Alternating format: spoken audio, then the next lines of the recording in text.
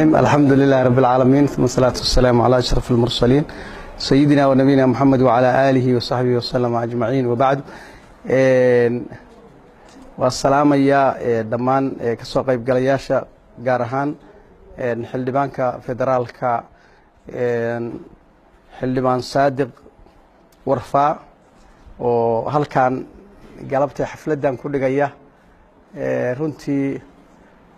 xildhibaanku meelo badan buu furay maantay waxaa ka mid ah xafiiskan oo lagu magacaabay adeega bulshada iyo isku xirka deegaanka iyo dawladda federaalka marka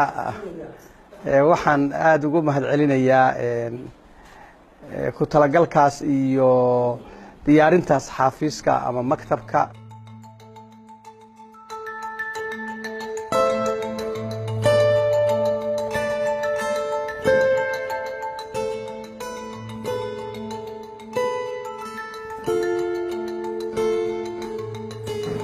الحمد لله رب العالمين ولا حول ولا قوة إلا بالله وصلى الله على سيدنا محمد وعلى آله وصحبه وسلم. سلام هيا أنت المغلى سيدنا أنت ليش قلت السلام عليكم ورحمة الله وبركاته. الآن بعد وادي شهدانين حفيز أداك بالشدة يا متشوقنا اللي بان صادق وهذا فري أننا حرقة مكبوني أنا يقولون تكمل وياشة فمانتون مركب وهم ربنا هذيك اللي قلت لك إنه سيدي أو لقى وقفله وهم ورمر ولقى ورمنا إن شاء الله بإذن الله تعالى ونحن كم بدي هي الله كتب بدي تكمل وشوارع يتبعين تلا أما لا هي كبعين تلا مركب وهم ربنا هذا كسي بدل ما هيو waxaan ogeysiinaynaa dadka nabadahay dadkan arkaya inaan horumar ku jirno oo xildhibaan saadona uu noogu yahay hoggaan uu noogu yahay si degmada loo horumarin lahaa ilaa idankiis. marka anigu waxaan rabaa inaan hadalka soo ururiyo sidaas aad arkaysaan baanu uga shaqaynaynaa uguna taagannahay ilaahayna ku mahadinaynaa rajaynaynaa sidii aan ka rabnay in lagu gaaro.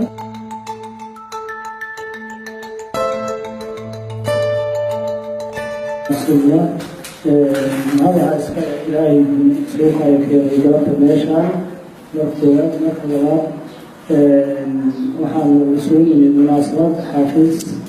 مسكوح يا دولة فدرالك يو تذكر شعب قريب تلاين وبكن قريب اللي جوا هي معناتها عند الناس يقولي اللي أصعد بطلع عين بغمر كان إنه حافز كافرو وحاولنا إلا أنا أقول لك إن الدافع بشراء الديلان كسوشيله يقول الديلان كسوشيله كنت لهم بشراء سيد عصر خلقنا نقول سيد وادام بعد الغباء وعملنا نقول نقول وادام بعد الغباء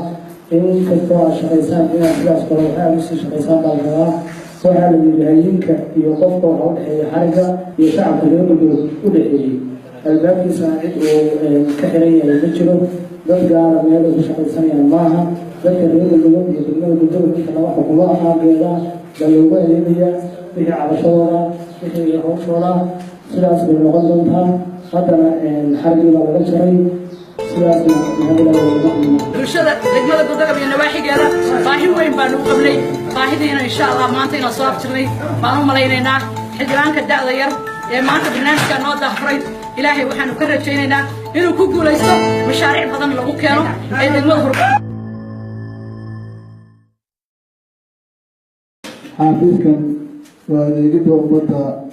Soomaaliyeed waa xafiis dowladda federaalka ah hoos imanaya looga adeegi doono ummadda Soomaaliyeed. waxaa maanta la joogo oo xafiiskan furay oo marti lagu adeegay gabdhood ama lagu soo booqday waa dhehe oo Soomaaliya gurigiisa marti kuma ahee xildhibaan saadaq warfaa oo ka tirsan federaalka xildhibaanada federaalka dowladda Soomaaliya.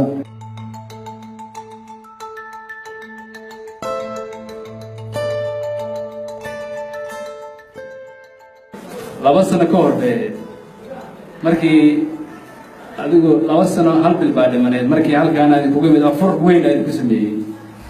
anigoo raadinayo kursiga xildhibaannimada adigu duceysay ilaahay inay fududeeyay ballanqaadidii aan ballan qaaday waxaa ka mid ah inay xasuusiyaan rabaa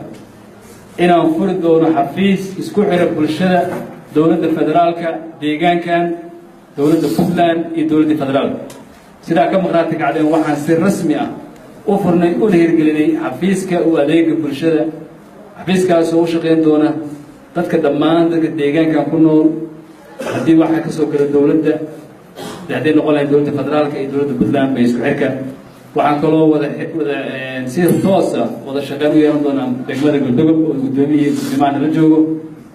ururka dhalinyarada ururka horumarka Galdogob dhammaan ururada kala duwan ee bulshada xafiiskan xafiiskiini weeye isku xirkii aan kula xiray ayaa ka mid ahayd ulajeedkii iyo qoladihii ballanqaadkii aan sameynay ayaan hirgelinay ilaahay noo fududeeyay ilaahaygaas waxaan dirinayaa ilaahay alxamdulilah rabbil caalamiin oo bilaa xadiina la xadi kaana mas-uula ballan haddii la qaado in la oofiyo xafiiskan wuu idin furnaan doonaa wuu idin sheegi doonaa wuu isu ka xiri doonaa ballanta ilaahay ka qaado hortiisii ayaan fulinayay ilaahay igin fuday ilaahaygaas u mahadcelinayaa idinkana wada shaqayntaas xafiiskiini weeye isku xirkiina oo ka shaqayn doonaa waana ku mahadsantihiin waxaan rabaa inaan hal iclaan idiin sheego si kumeel gaala hadda xafiiska dad ayaa ka shaqeeya xafiiska waxaan sii maamuli doona oo mas-uul ka noqon doona nabadoon Axmed Deer isaga ayaa mas'uul ka sii noqon doona